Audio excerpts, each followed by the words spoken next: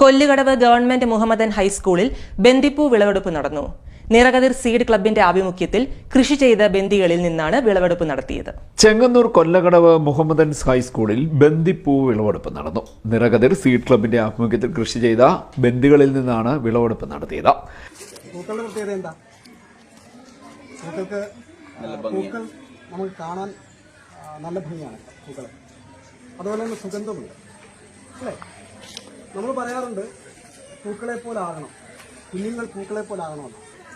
സ്നേഹത്തിൻ്റെ, കരുതലിൻ്റെ, ഓർമ്മയുടെ ഭാഗമായിട്ട് ആണ് ആ റോസാപുഷ്പം അദ്ദേഹം തൻ്റെ മറവിൽ ചേർത്തിരുന്നത് അല്ലേ?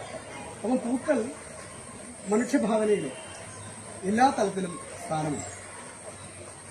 നമ്മൾ പൂവിൻ്റെ കൃഷി ചെയ്യുമ്പോൾ, അത് വളർന്ന് വലുതാവുമ്പോൾ, മുട്ടിടുമ്പോൾ, പുഷ്പിക്കുമ്പോൾ നമുക്ക് സന്തോഷം തോന്നും. അപ്പോൾ പൂക്കൾ വിരിഞ്ഞു നിൽക്കുന്നത് പോലെയാകണം നമ്മളുടെ മനസ്സ്.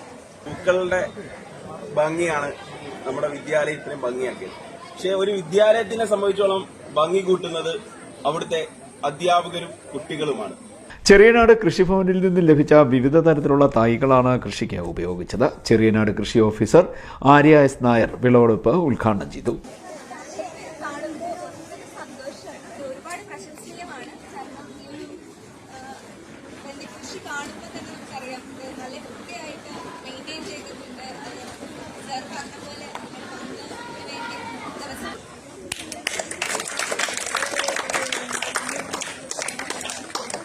PTA പ്രസിഡന്റ് ഷംനാസ് അധ്യക്ഷത വഹിച്ചു.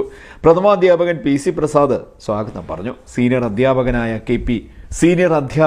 KV രഘുദാസ്, കൃഷി അസിസ്റ്റന്റ് സുനിത എന്നിവർ സംസാരിച്ചു. പരിപാടികൾക്ക് ക്ലബ്ബ് കോർഡിനേറ്റർ അൻവർ H നേതൃത്വം നൽകി. CDNet news.